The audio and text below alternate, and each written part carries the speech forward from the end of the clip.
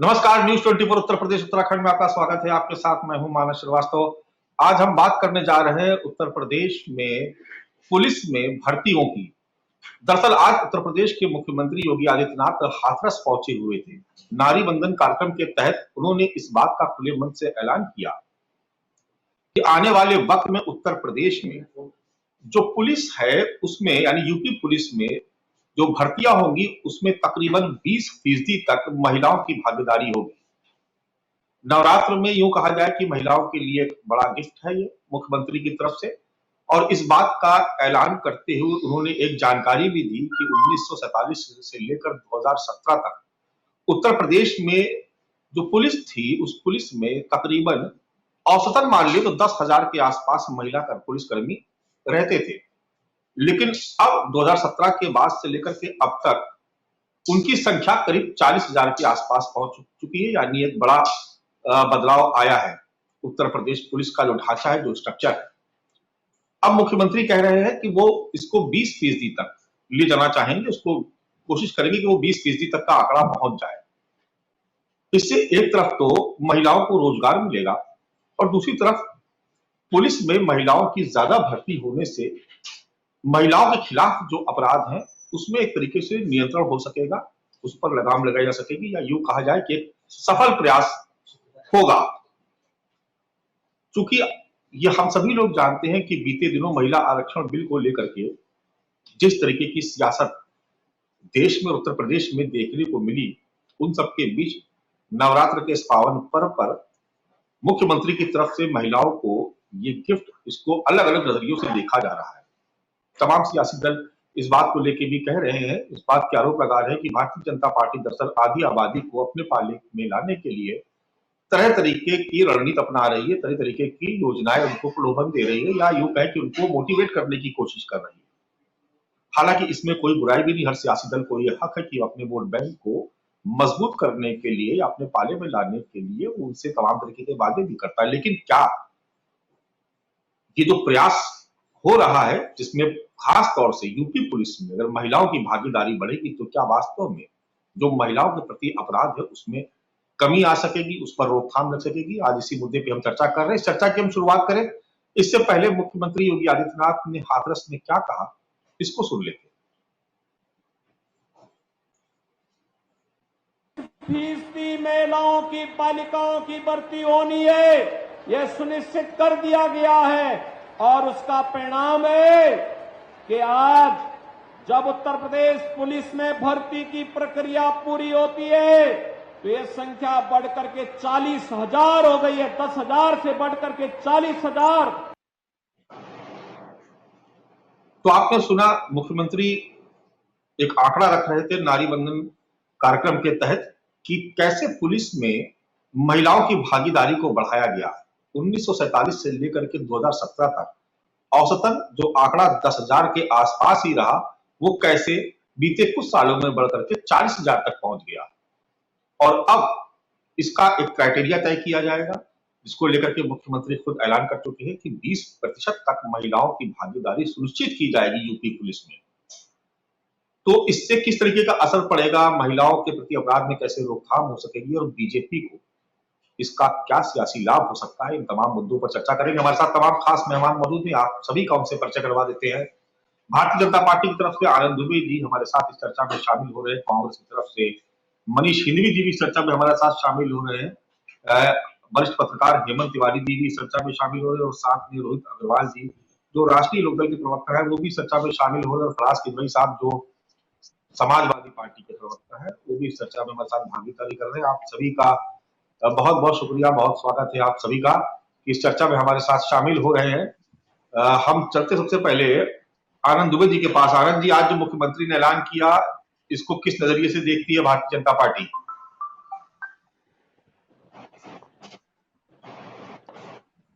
लग रहा आनंद दुबे जी से हमारा भी संपर्क नहीं हो पाया, अभी नहीं जुड़ पाए।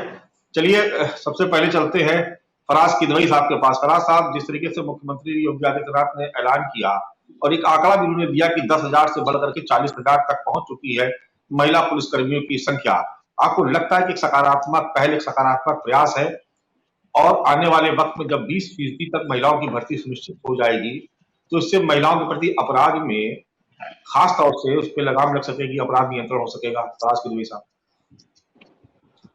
मानस जी, बहुत बहुत धन्यवाद। और धन्यवाद इस बात का भी कि आपने इतने एक अच्छे और इम्पोर्टेंट मुद्दे पर आज ये चर्चा कराई है। लेकिन भारतीय जनता पार्टी के अगर आपके पैनल पर रिप्रेजेंटेशन होता तब और अच्छा होता, क्योंकि बहुत सारी चीजें ऐसी हैं कि जो आज अभी आपके इस पैनल पर जिसका डिस्कशन होगा, अभी खैर अब चलिए वो नहीं है तो कोई बात नहीं। मानस जी, अभी आपने दो बड़ी इंपॉर्टेंट चीजें बोली कि महिला अपराध के बारे में बात की कि महिला अपराध इससे कम होगा, और रोजगार के बारे में आपने बात की। तो सबसे पहले तो मानस जी देखिए, भारतीय जनता पार्टी की करनी और कथनी में हम लोग देख रहे हैं कि 2014 से फर्क है। जब इलेक्शन आने वाले होते हैं तो इनकी जो घोषणाएं हैं ये तमाम घोषणाएं करते हैं, और उसके बाद में फिर ये जो है ये बैकट्रैक हो जाते हैं और कोई भी अपनी जो घोषणा है उसको लागू नहीं करते हैं। जैसे जब 2014 के इलेक्शन शुरू हो रहे थे तो प्रधानमंत्री जी ने कहा था कि 2 करोड़ नौकरियां देंगे, 15 लाख रुपए हर एक के बैंक में आएंगे, काला धन वापस आएगा, पेट्रोल डीजल 35 रुपए में बिकेगा। तो अब ये बताइए मानस जी कि पेट्रोल डीजल जब इन्होंने बोला कि 35 रुपए में बिकेगा, तो जब 2014 में जो एक्साइज ड्यूटी थी वो 3 रुपए पेट्रोल पर और शायद 3 रुपए डीजल पर और करीब 12-13 रुपए के आसपास पेट्रोल पर थी, वो बढ़ा करके 32-33 रुपए कर दी और इन्होंने जनता को तोहफा दिया। और बहुत ही आपने देखा कि किस कदर महंगा पेट्रोल और डीजल हमारे लखनऊ में, उत्तर प्रदेश में या भारत में बिक रहा है, तो ये पूरी दुनिया देख रही है। अब आपने अभी कुछ आंकड़ों की बात कही तो मैं कुछ आंकड़े भी आपके सामने मानस जी रख देता हूं। आज की तारीख में भारत में हर 16 मिनट पर एक रेप होता है। एक महिला के साथ अत्याचार हर 4 मिनट बाद होता है। ये मैं नहीं बोल रहा हूं, ये सब भारत सरकार की रिपोर्ट्स हैं और एनसीआरबी का डेटा है। और करीब 19 डाउरी डेथ्स जो हैं वो हर दिन होती हैं। आज की तारीख में मानस जी क्या है कि जो इलिटरेसी है वुमन में, जिसको हम निरक्षरता बोलते हैं, वो अर्बन जी इलिटरेसी, आप मैंने इंग्लिश में मैं बोल पा रहा हूं, शायद आप समझ गए होंगे। तो अर्बन एरिया में ये 17% है और ओवरऑल जो है वो 34% है। और लिटरेसी का जो पैमाना है, और ये नेशनल फैमिली हेल्थ सर्वे 2019-2021 का डेटा है। और लिटरेसी का मतलब ये है कि का, खा, गा और ABC हमारी महिला पढ़ सके। नेशनल फैमिली हेल्थ सर्वे 5 का डेटा है, जिसके हिसाब से 50% जो महिलाएं हैं वो एनीमिक हैं। 10 साल के ऊपर की बच्चियां खाली 41% स्कूल जाती हैं। 46% महिलाओं के पास फोन नहीं है। 31% महिला जो है वो मोबाइल फोन इस्तेमाल नहीं कर पाती हैं। और एक बहुत इंपॉर्टेंट चीज, आज की तारीख में भारत में 23.30% वो बच्चियां ऐसी हैं जिनकी 18 साल से पहले शादी हो जाती है।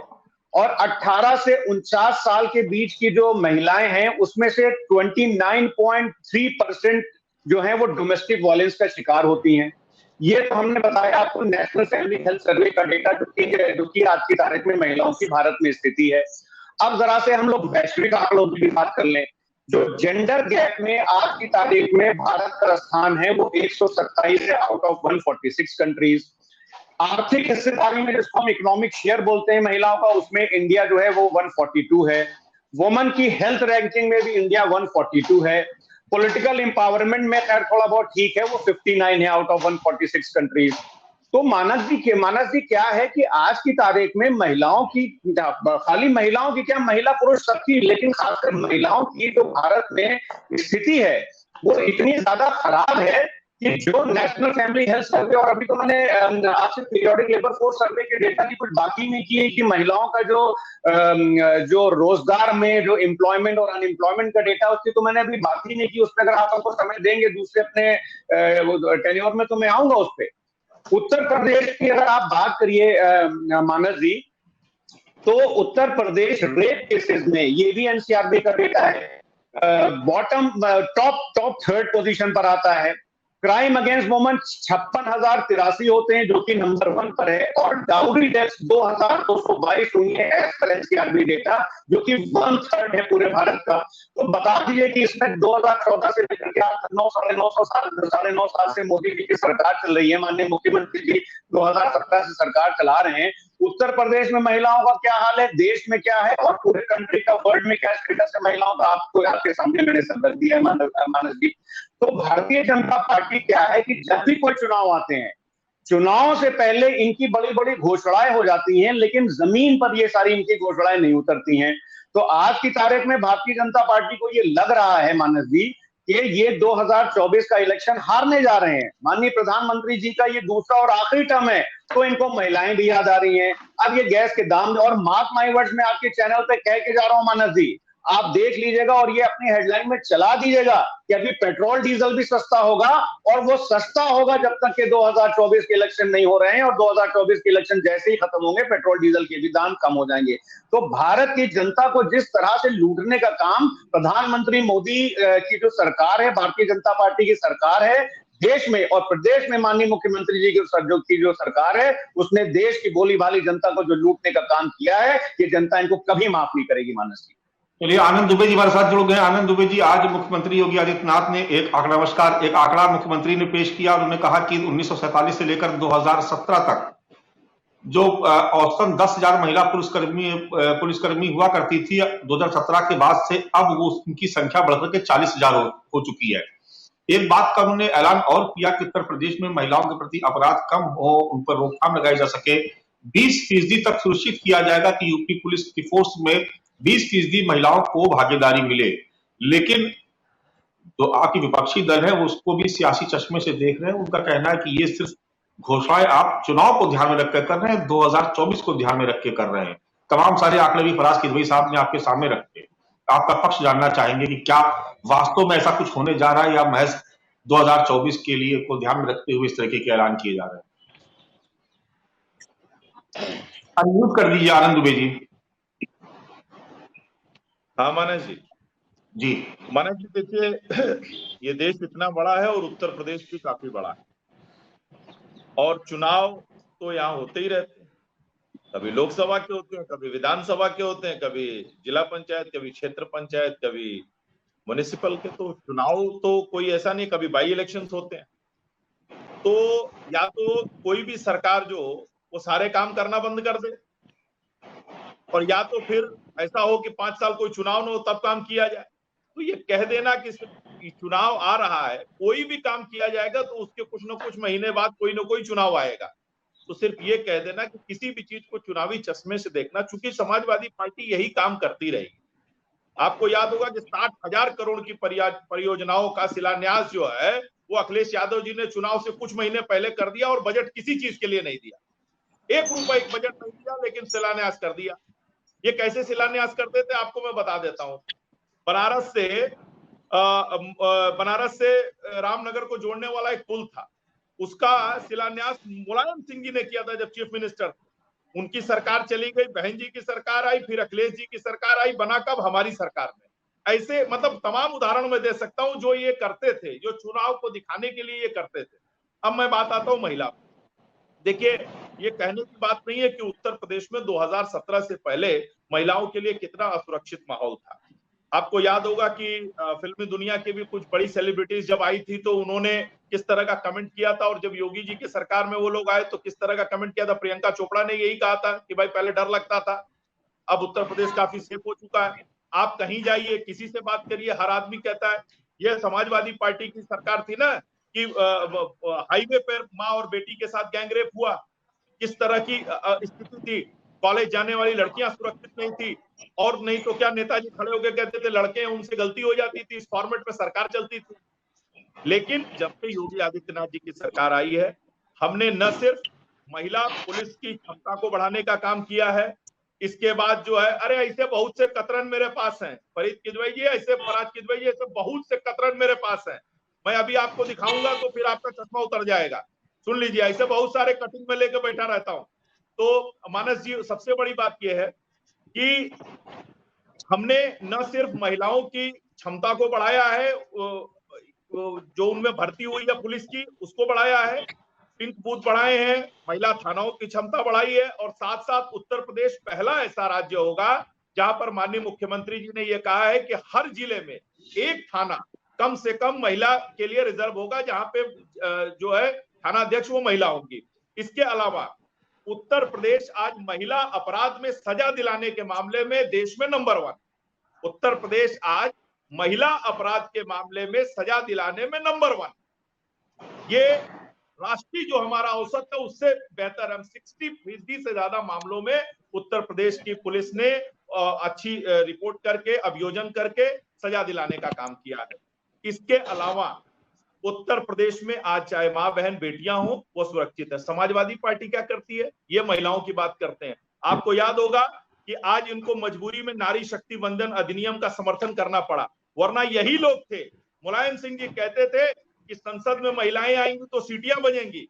किस किस तरह के शब्द का इस्तेमाल जो है, जब महिला आरक्षण बिल आया था इनकी पार्टी के लोगों ने बिल तक फाड़ दिया था, लेकिन आज मजबूरी में इनको उसका समर्थन करना पड़ा।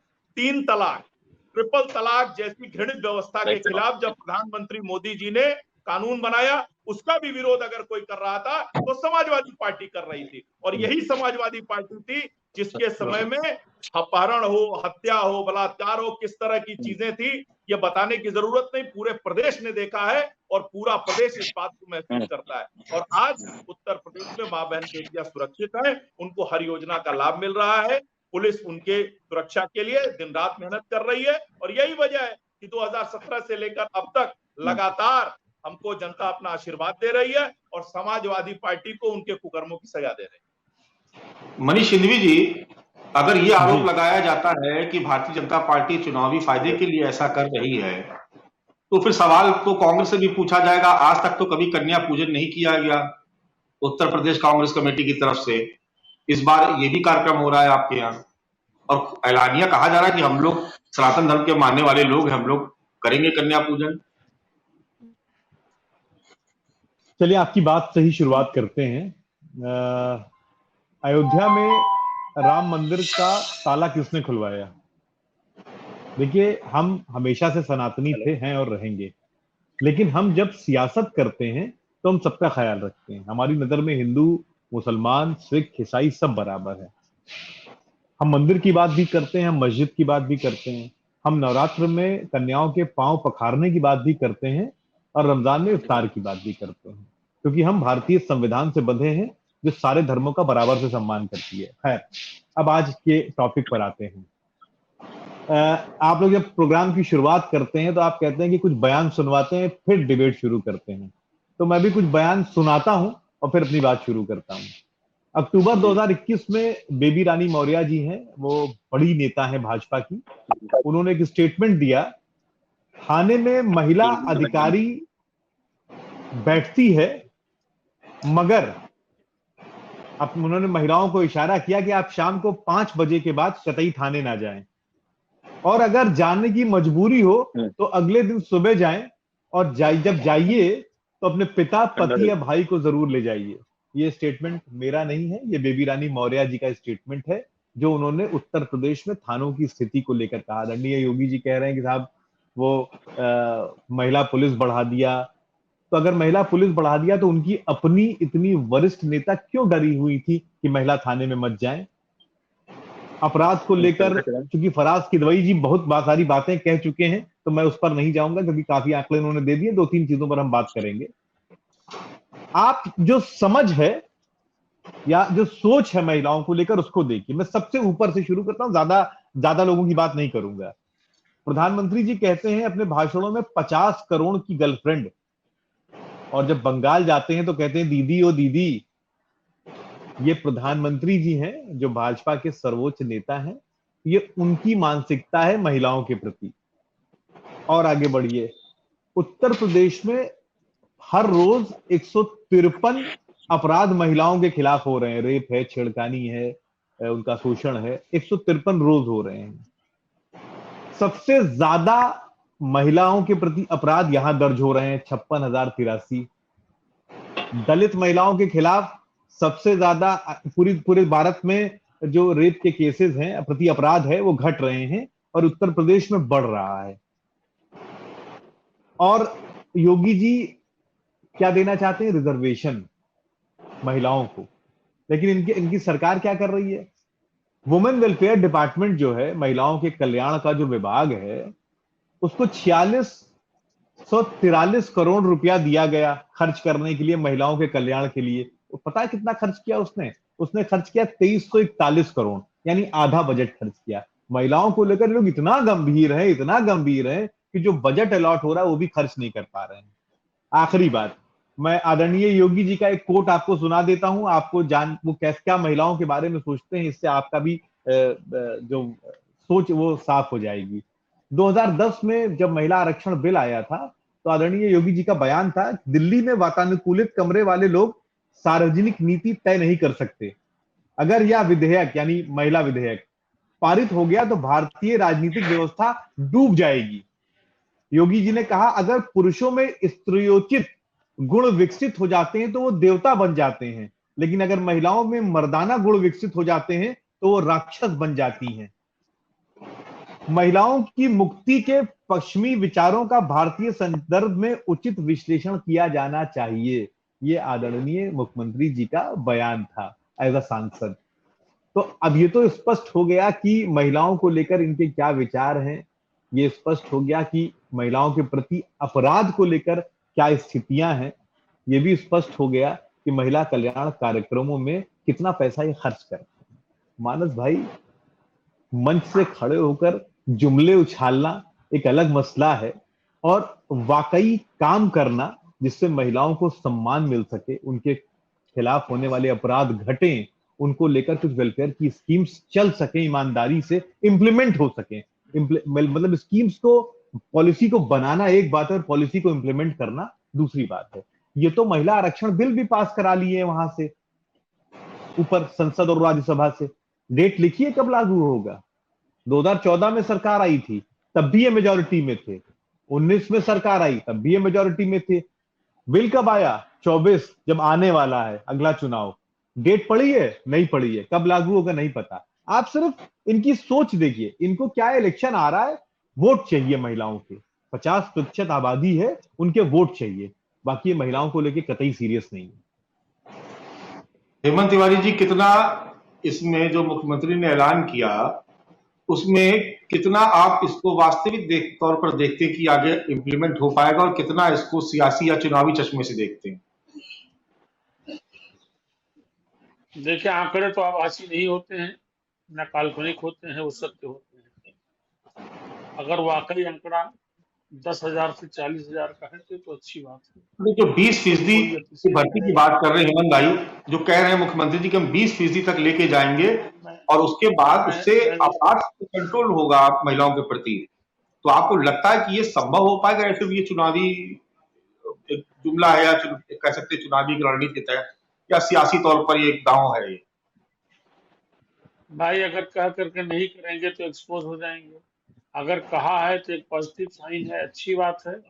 उनको, महिलाओं को प्रॉपर रिप्रेजेंटेशन मिलना चाहिए, सरकार किसी की भी हो, चाहे मनीष सिंधवी की हो या रोहित अग्रवाल की या फिर हमारे फराज साहब की हो। महिलाओं के लिए जितना अच्छा हो उतना बढ़िया है, क्योंकि इसमें कोई शक नहीं कि आजादी के बाद से महिलाओं को हमने उस स्थान पे कतई नहीं रखा जिसकी हकदार रही है।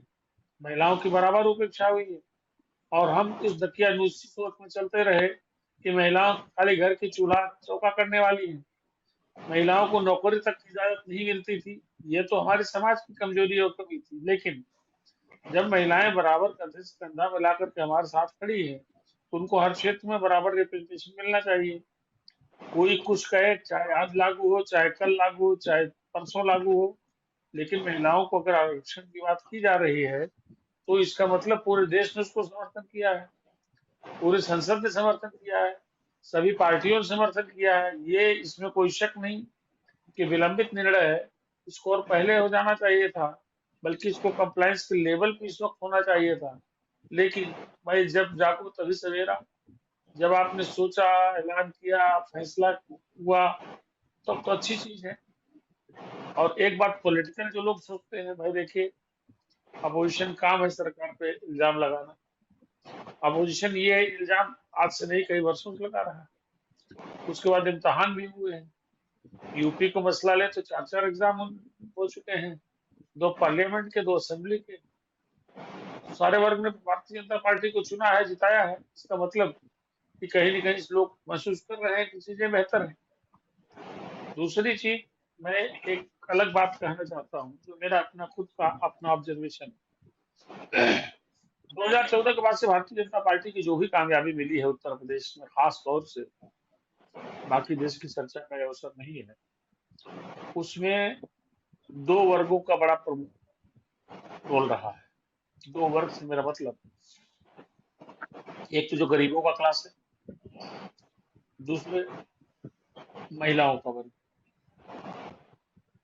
मतलब आप अलग अलग दृष्टि से इसको एनालाइज कर सकते हैं, लेकिन आज भारतीय जनता पार्टी सफलता के जिस मुकाम पे खड़ी है, उसमें महिलाओं का बहुत बड़ा योगदान है। और महिलाओं को लेकर के भारतीय जनता पार्टी की सरकार ने जो फैसला अभी आरक्षण को लेकर कराया है, मेरा मानना है कि इसे और पहले हो जाना चाहिए था। तीसरा वर्ग है जिसने सबसे बड़ा सपोर्ट किया, वो जाति आधार पर ओबीसी वर्ग। ओबीसी वर्ग खास तौर पे महिलाएं और आर्थिक आधार पर जो कमजोर वर्ग है हर जाति बिरादरी का, उसी का इतना बड़ा सपोर्ट मिला। भारतीय जनता पार्टी प्रचंड रूप से जीतती रही। तो मुझे लगता है कि ऐसी सूरत में आपकी जिम्मेदारी खास तौर से उस वर्ग या उन वर्गों के प्रति बढ़ जाती है, चाहे वो ओबीसी वर्ग हो, चाहे वो महिलाएं हो, या फिर वो लोग जो रोज कमाते हैं, रोज खाते हैं, जिनके हाथ चूल्हा तभी चलता है जब परिश्रम करके 4 पैसा लाते हैं और फिर दाल रोटी का इंतजाम करते हैं। तो ये पर्टिकुलर क्लासेस ऐसे हैं जिनको अदरवाइज आल्सो जिनके लिए करना चाहिए। तो भारतीय जनता पार्टी का कुछ आकर्षण तो जरूर महिलाओं पर है, चाहे वो उज्ज्वला योजना हो, जो भी योजनाएं हो, उनको सीधे खाते में पैसा पहुंचने वाली बात हो। ये सब चीजें पहले भी लोग कर सकते थे ना, पहले लोगों ने कहा किया, पहले लोगों ने नहीं किया। और वैसे भी मेरा ख्याल है कि कांग्रेस की सरकार के समापन के बाद, मतलब समापन ही मैं कहूंगा, 89 के बाद इस देश में क्षेत्रीय छत्रपों की सरकारें नहीं, सबकी अपनी छोटी छोटी जरूरतें नहीं, मौके की जरूरत के हिसाब से उन्होंने फैसले किए। इन वर्गों पर किसी ने विशेष रूप से ध्यान नहीं दिया। तो भारतीय जनता पार्टी कुछ नया थोड़ी कर ले रही है। भारतीय जनता पार्टी क्यों सफल? भारतीय जनता पार्टी उन वीक लिंक्स पर काम करती है जो आपने नहीं किए, जो आपसे छूट गए, उसको उसने ध्यान करके कंसंट्रेट करके उस पर फोकस किया है। अब महिला आरक्षण कानून की का जितना विरोध किया जाए, लेकिन फैसला तो हुआ। कोशिश कांग्रेस ने भी की थी, कांग्रेस नहीं करा पाई क्योंकि उसके पास बहुमत नहीं था। भारतीय जनता पार्टी को अवसर मिला, उसने कराया। तो फिर भी मेरा मानना है कि ये बड़ा निर्णय है, विलंबित निर्णय है। तो अभी मेरा मानना है महिलाओं पर एक जादू, एक असर, एक सकारात्मक प्रभाव भारतीय जनता पार्टी का है, इसमें कोई शक नहीं। बाकी किस नेता ने कब क्या कहा, ये सब इतिहास की चीजें हो गई है भाई साहब। जो नेता कल आपके यहाँ है था, वो आज इनके यहाँ है, इनके यहाँ जो आज है हो सकता है कल उनके यहाँ हो। तो नेताओं का दल बदलना, नेताओं का दिमाग बदलना, नेताओं के भाषण बदलना, ये तो बहुत सामान्य प्रक्रिया है इस देश में, इस प्रदेश में। उन पर बहुत ज्यादा नहीं जाना। अब मुलायम सिंह यादव ने पता नहीं किस मिजाज में बात कह दी। हालांकि आप देखिए, जब कांग्रेस ने महिला आरक्षण बिल पेश किया तो उसका सबसे बड़ा विरोध करने वाले मुलायम सिंह यादव ही थे। लेकिन आज वक्त की नजाकत है, वक्त की जरूरत है कि समाजवादी पार्टी को भी महिला आरक्षण बिल का समर्थन करना पड़ा। बिल्कुल ठीक बात ये है, सारी ठीक चीजें बात। हैं। जी जी। रोहित अग्रवाल जी है हमारे साथ। रोहित अग्रवाल जी, देखिए ये जो आप लोग कह रहे हैं ना, विपक्ष के तमाम लोग, कि आज महिलाओं के प्रति जागी भारतीय जनता पार्टी, लेकिन अगर आप देखें 2014 के बाद से, तो जो महिलाओं के लिए सबसे पहले जो घोषणा की गई उनको ध्यान में रख करके, तो स्वच्छ भारत अभियान की, जिसके तहत मुफ्त टॉयलेट्स की योजना सरकार लेके आई। ये आंकड़े भी बताते हैं कि उसके बाद से जो गांव देहात में जो रेप के केस होते थे उसमें कमी आई। दूसरी योजना उज्ज्वला योजना, उसमें भी देखिए, उसके भी केंद्र में महिलाएं ही थी। जब ये प्रधानमंत्री की तरफ से कहा गया कि धुएं से आजादी दिलाने के लिए वो एक बड़ा अभियान शुरू करने जा रहे हैं, लोगों से सब्सिडी छोड़ने की अपील की, उसके बाद उससे बचे हुए पैसे से मुफ्त गैस सिलेंडर महिलाओं तक पहुंचाए गए, उसके भी केंद्र में महिलाएं थी। और तीसरा जिसका बड़ा लाभ 2017 के चुनाव में मिला, वो था ट्रिपल तलाक का मुद्दा, जिसको बीजेपी ने बड़ी खूबसूरती से और धीरे धीरे उसको एक बड़े मुद्दे के तौर पर कन्वर्ट किया। और सहारनपुर और देवबंद जैसी सीटें, जहां पर जो मुस्लिम बाहुल्य सीटें थी, वहां पर भी भारतीय जनता पार्टी के विधायक जीत के आ गए। लोगों को यकीन नहीं हुआ, मुझे खुद यकीन नहीं हुआ कि यहाँ कैसे जीत करके आ गई। तो ये माना गया कि बड़ी तादाद में जो मुस्लिम महिलाएं थी उन्होंने वोट दिया होगा। तो आज आप ये कैसे कह सकते हैं कि भारतीय जनता पार्टी आज ऐसा कर रही है या आज महिलाओं के लिए पहले से कर रही है? रोहित अग्रवाल जी।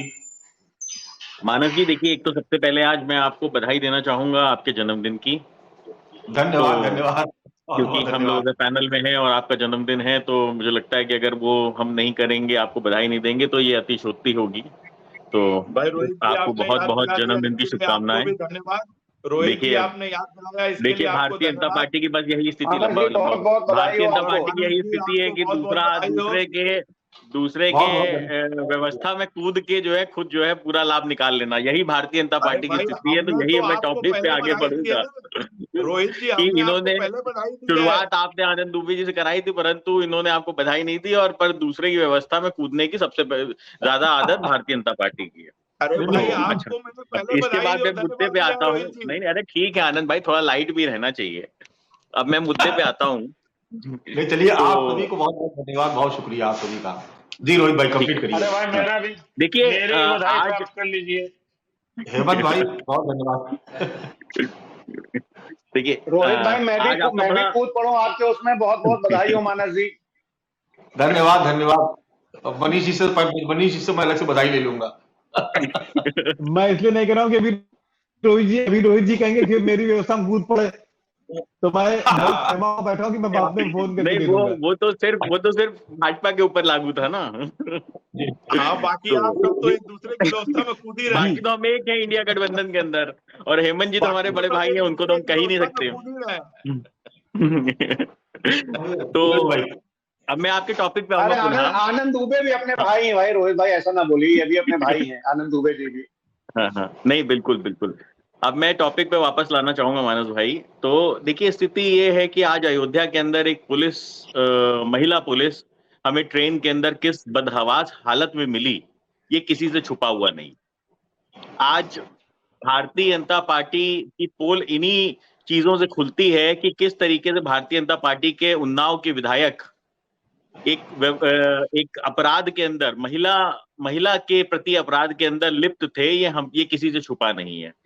आज भारतीय जनता पार्टी का महिला प्रेम इसी से खुलता है कि किस तरीके से रेसलर बेटियां निरंतर आरोप लगाती रही भारतीय जनता पार्टी के सांसद के ऊपर, और यहां तक कि अब तो दिल्ली पुलिस ने भी कह दिया है कि उनके खिलाफ पर्याप्त साक्ष्य हैं, तो उसके बाद भी आज वो सांसद बने हुए हैं।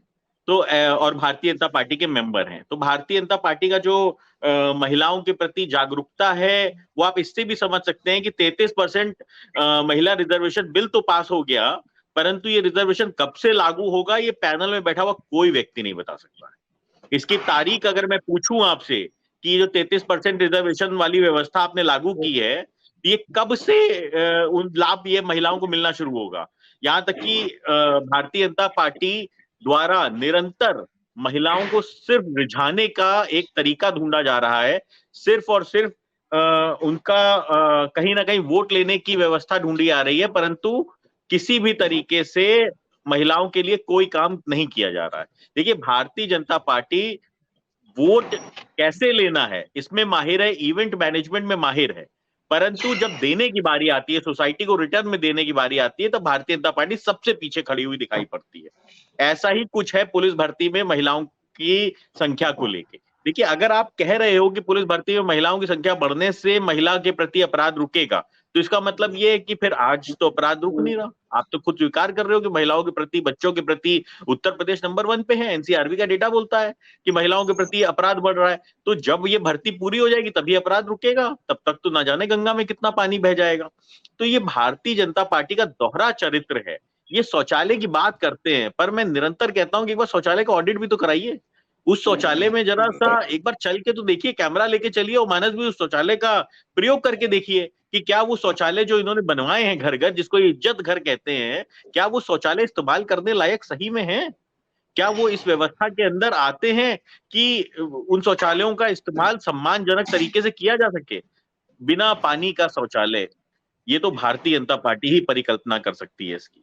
आनंद दुबे जी कह रहे थे अभी समाजवादी पार्टी के प्रवक्ता कुछ न्यूज़पेपर कटिंग दिखा रहे थे, बड़े बड़े पेपरों की न्यूज़पेपर कटिंग थी, जिसमें दैनिक जागरण भी दिख रहा था, मुझे टाइम्स ऑफ इंडिया भी दिख रहा था। तो आनंद दुबे जी ने बताया ये चीथड़े हैं, और ये चीथड़े मेरे पास भी बहुत सारे हैं। तो मैं मानता हूं, मैं इत्तेफाक रखता हूं आनंद दुबे जी से कि न्यूज मीडिया को ये चीथड़े मानते हैं और वो चीथड़े ही हैं। मुझे लगता है मेरा मोबाइल स्विच ऑफ हो गया। जी आनंद दुबे जी, बहुत सारे जो आंकड़े हैं वो रखे फराज किदवई साहब ने और बहुत सारे बयान जो है उनको कोट किया मनीष हिंदवी जी ने। अगर उन आंकड़ों और बयानों को देखा जाए तो क्यों ना मान लिया जाए कि ये सब कुछ जो है उत्तर प्रदेश में 2024 में 80 लोकसभा सीटों को ध्यान में रख करके बड़ी समझदारी से आप लोग रणनीति बना रहे हैं। हाँ देखिए, अब मैं थोड़ा समय जवाब, पहले मैं ये बता दूं कि अगर इस देश में पहली बार महिलाओं को बैंक में खाता खुले, अगर इसकी किसी ने चिंता की तो आदरणीय प्रधानमंत्री जी ने। पहली बार माँ बहन बेटियों को इज्जत मिले, उनको शौचालय दिया जाए, या अगर किसी ने सोचा तो आदरणीय प्रधानमंत्री जी ने सोचा, और तो इसके पहले किसी ने नहीं सोचा नरेंद्र मोदी जी से पहले। उज्ज्वला गैस मिले, उनके जीवन में बदलाव आए, ये किसी ने नहीं सोचा, ये माननीय प्रधानमंत्री जी ने सोचा। 3 तलाक का दंड महिलाएं कब से झेल रही थी, मुस्लिम बहनें, किसी ने नहीं सोचा, आदरणीय प्रधानमंत्री जी ने सोचा। उत्तर प्रदेश में 2017 तक महिला पुलिस की संख्या जो थी वो कितनी थी, 10,000। आज कितनी है, 40,000, बढ़ के 4 फोल्ड बढ़ी है। ठीक है, 4 फोल्ड बढ़ी है। और ये वो लोग हैं जो संसद में महिलाओं के खिलाफ किस तरह की भद्दी और गंदी भाषा का इस्तेमाल समाजवादी पार्टी के सांसदों ने किया है, मुलायम सिंह यादव ने किया है। कितनी गंदी गंदी भाषाओं का इस्तेमाल किया है ये मैं बता नहीं सकता हूं, आप रिकॉर्ड उठा के देख लीजिए। कांग्रेस के प्रवक्ता कह रहे थे ये, अरे भैया दिग्विजय सिंह ने आपकी पार्टी की महिला सांसद को टंच माल कहा और मंच पे कहा, टंच माल मंच पे कहा। कमलनाथ ने इमरती देवी को आइटम कहा, खुलेआम कहा। श्री प्रकाश जायसवाल ने कहा पुरानी बीवी मजा नहीं देती है। और मैं आपको बता दूंगा, आपके नेताओं से भरे पड़े हैं इस तरह के बयान। राहुल गांधी कहते हैं मंदिर में लोग लड़कियां छेड़ने जाते हैं। अरे शर्म आनी चाहिए यार आप लोगों को। और मौत का सौदागर, नीच आदमी पाकिस्तान में जाके कह रहे मोदी को हटाओ। फिर इस तरह के पाकिस्तान पहुंच गए। पूरा का पूरी पार्टी भरी पड़ी। इनकी बातों में अगर पाकिस्तान ना आवे तो सच में तो चैन नहीं पड़ेगा। पाकिस्तान तो आएगा इनकी बातों में। महिलाओं के खिलाफ अपराध में राजस्थान नंबर 1 है, नंबर 1 है एनसीआरबी के डेटा में राजस्थान, जहां आपकी सरकार रेप में खाली रेप केसेस में नो, आप गलत डेटा दे रहे हैं। आनंद दुबे जी गलत डेटा दे रहे हैं। खाली रेप के केसेस में है, महिलाओं के खिलाफ अपराध में उत्तर प्रदेश नंबर 1 है, 56,083। आनंद दुबे जी गलत डेटा दे रहे हैं। उनके साथ बलात्कार किया जा रहा है, आप क्या कर रहे हैं? और आप टेलीविजन पे बड़ी बड़ी बातें कर रहे हैं, ज्ञान दे रहे हैं। आपकी पार्टी के लोगों ने कितने घिनौने बयान महिलाओं को लेकर दिए हैं, इसको जरा एक बार। अरे प्रधानमंत्री जी के बयान पे चर्चा कर लीजिए दुबे जी, प्रधानमंत्री जी के बयान पर भी तो चर्चा करिए। अरे मैं वही तो कह रहा हूं, प्रधानमंत्री जी के बयान, किस तरह के बयान 50 करोड़ की गर्लफ्रेंड। अरे प्रधानमंत्री जी आपके सर्वोच्च नेता हैं, प्रधानमंत्री जी आपके सर्वोच्च नेता हैं, उनकी घटिया सोच भी तो बताइए। अरे उनकी भी तो सोच बताइए।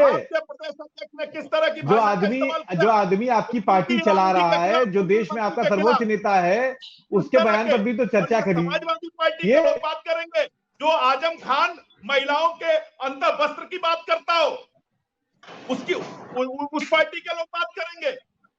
जेल प्रथा के खिलाफ किस तरह की भद्दी भाषा का इस्तेमाल आजम खान ने किया था, ये पूरा मानव जी हो गया बस। मानव जी ये बहुत लंबी स्पीच हो गई भाई दुबे जी की, अब बस हम लोग को भी मौका दीजिए थोड़ा। फोटो थोड़ा दिखाएंगे भाई साहब, चूंकि इस चर्चा में बहुत कम वक्त बचा है, एक लास्ट कमेंट हेमंत तिवारी से लेकर क्लोज करना है मुझे।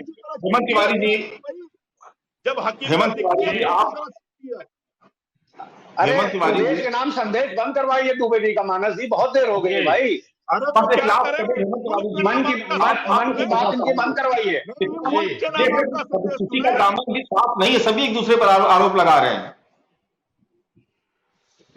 क्या बात तो सही है। मुलायम सिंह यादव ने कहा था कि लड़के उनसे गलती हो जाती है। हेलो, ये सब सच कि नहीं? जी हेमंत तिवारी चुप करवाइए मानस जी। आनंद दुबे जी, हेमंत जी।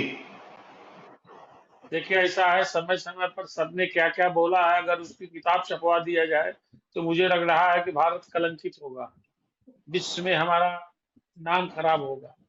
इन विषयों पर और अतीत में क्या हुआ ये महत्वपूर्ण नहीं है, ये बहुत ही कष्टदायक है। अभी अगर कोई चीज अच्छी हो रही है तो मुझे लगता है कि चाहे अपोजिशन हो चाहे सत्ता पक्ष के लोग हो, उसको अप्रिशिएट करना चाहिए।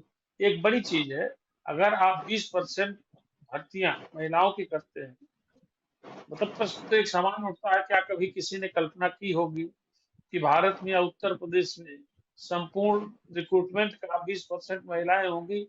ये तो अच्छी चीज है, इसको तो अच्छी खबर के तौर पर लेना चाहिए मेरे ख्याल से। देखिए हेमंत तिवारी जी, जाहिर आपको सी यही बात रोकना पड़ रहा है बीच में, क्योंकि आपको पता ही कि राष्ट्र की बात हमारा कार्यक्रम है, 5 बजे का शो है, उसका समय हो गया, इसलिए चर्चा को ही विराम देना होगा। आप सभी खास मेहमानों का बहुत बहुत शुक्रिया। मनीष इंदवी जी आपका, फराज किदवई साहब आपका भी, फराज आनंद दुबे जी आपका भी, और हेमंत तिवारी जी, रोहित अग्रवाल जी, आप सभी का बहुत शुक्रिया। कल फिर किसी नए विषय के साथ आप सभी के सामने फिर से हाजिर होंगे, तब तक की इजाजत दीजिए, नमस्कार।